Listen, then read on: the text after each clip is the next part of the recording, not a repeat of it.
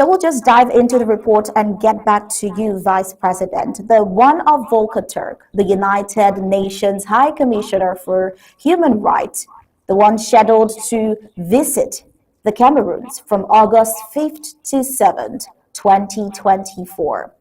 And it starts today. Report says during his 3-day visit, he is expected to meet with the senior government officials, President Paul Biya, Prime Minister Joseph Diong-Bute, members of various political parties, the civil society representatives, diplomats, and United Nations officials.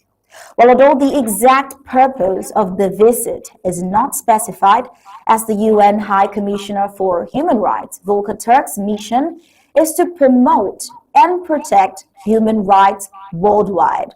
His visit may focus on discussing human rights issues in the Cameroons, meeting with stakeholders, and exploring ways to address these concerns. But then we are asking, what is really happening? Is this some sort of conspiracy? Is he aware of the deaths and tears and lives of Ambazonians lost? Does he understand that lives have been lost and yet not one mention of the maltreatment of Ambazonians in his visit, or Ambazonians as part of the people to visit in his visit? Vice Fluent Commander Willie emphasizes the importance of Volker Turk's meeting with Ambazonians and the importance of hearing their story, saying if he doesn't meet any of us, it is amiss. He needs to be told what we know and our story. First statement highlights the significance of first-hand accounts and personal experiences in understanding the human rights situation in the southern Cameroons, Ambazonia. By sharing their stories, Barrister Fluent Commander Willie can provide valuable insights and perspectives that can help inform Volker Turk's understanding of the situation and shape his recommendations for addressing human rights concerns in the southern Cameroons, Ambazonia. Once again, Mr. Eric, Vice President, it's good to have you here on Undaunted. I'm taking a look at this development, having the UN High Commissioner come into the Cameroons. And not once was there a mention of the ongoing war in Ambazonia, and even the list of persons he is to meet with. There is no mention of a southern Cameroonian who knows the plight of the people and know what is happening vis-a-vis the war Ambazonia. Would you agree that this is somewhat sort of a conspiracy? Well, I think to blind the eyes of the global scene. I won't quite put it the way you did. Okay. But I would say it's some form of intentional, how would I put it? Manipulation. It's very intentional. Because Mr. Turk should understand, as a diplomat, that there's always two sides in every conflict. I am quite certain that he is not oblivious of the fact that we have been at war with our oppressors for the past 8 years. And I know for a fact that there is no way he can be part of this world and pretend to be totally oblivious of the fact that our people have been killed and abused for so long. I know that the many correspondences that we have put out there must have probably crossed his desk somehow, or he has come across some article or somebody who has actually brought this to his attention. The thing is, if the Cameroon government invites him to Cameroon, it will be left to him. I think a smart diplomat that I hope he is should have actually contacted the government of the Southern Cameroons to get our own side of the story.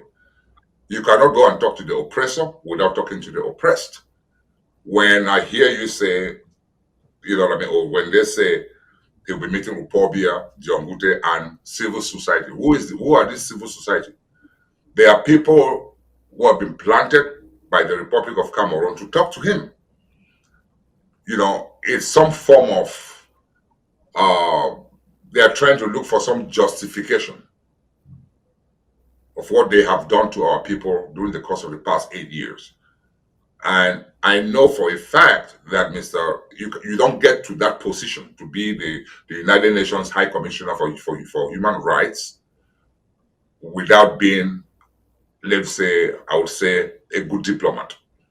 I think it would have served him well if he had actually reached out to us to hear our own side of the story, to hear the pain of the oppressor before he meets with the pain of the oppressed before talking to the oppressor. Because if you don't talk to the oppressed, how are you gonna be able to ascertain the magnitude of the abuses that the oppressed has actually suffered? At least the least he could have done is contact us so we can assign our own people on the ground to talk to him, give him first-hand account of what has been transpiring in the Cameroons, like you put it, because he knows that there was French Cameroons and there was also British Southern Cameroons, two United Nations trust territories, who were never part of each other. He of the United Nations knows the story of the Southern Cameroons more than even us. He knows this. He knows our story. He knows the injustices that we have suffered in terms of botched recognition and usurpation of our sovereignty. I'm quite certain that he is aware of that.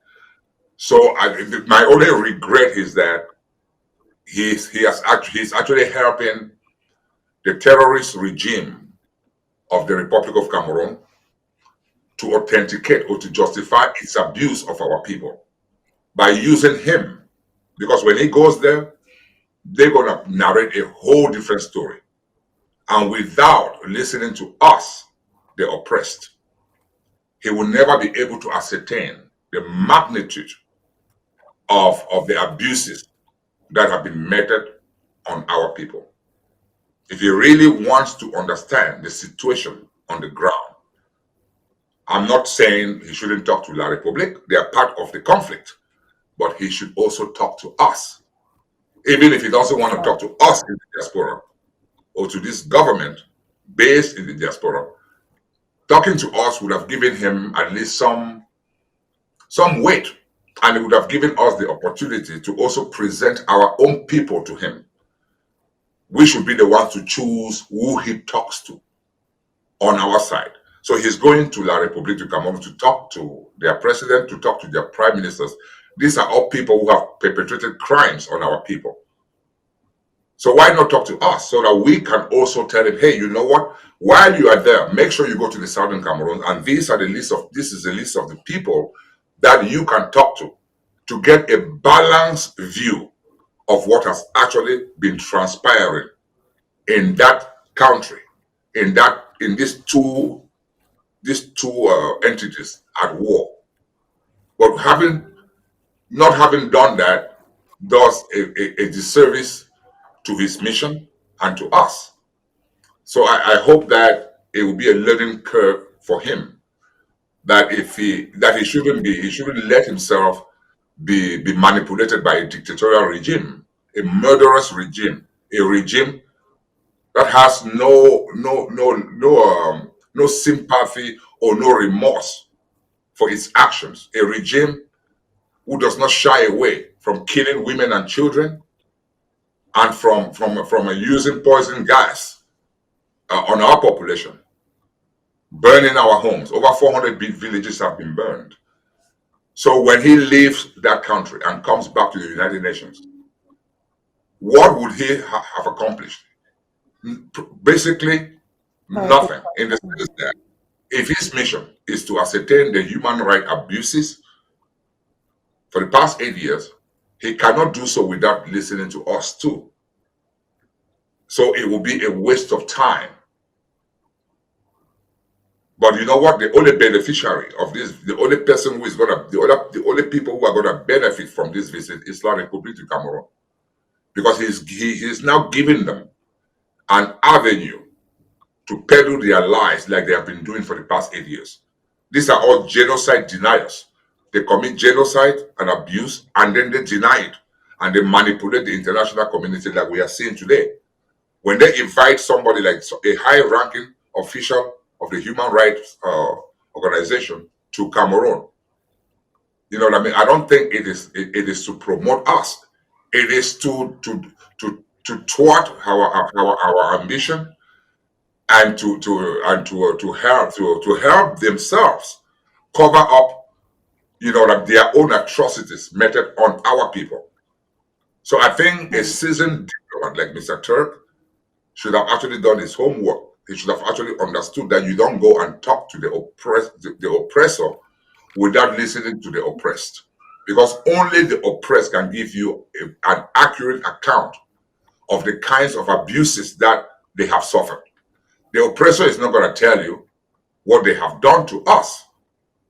They're going to try to cover up things and sugarcoat things and make you feel like they are doing their best to solve the problem. No, they are not. Their only mission is to annihilate our people. That has been their mission from the start. They have never, despite international calls for a genuine dialogue, they have never ever embraced that creed. They have always dodged it. You know what I mean? Whatever the international community says, La Republique has never adhered to their advice to meet us face to face, to talk about this problem, go to the root causes. That has been the prescription of the international community, even the United Nations. You know, so I think he has done a great disservice to himself and his office by not reaching out to us to also direct him towards our own people so that he can talk to them and pretty much ascertain the level of pain that they have suffered for the past 8 years. But you know what? So this most We're going to be reaching out to so them. this most likely is another case of La Republique pushing out their propaganda of some sort of normalcy or a one nation conflict thing that they have in control. This is yet another avenue for that, looking at the fact that just one side was consulted. Well, it is rather sad because as a United Nations High Commissioner, his focus would be most likely on the human rights and the humanitarian crisis, which mostly happens within the southern Cameroons, because that is where the war is in its heat. And that is where he should have focused, looking at the state of the war and the places affected mostly by the war.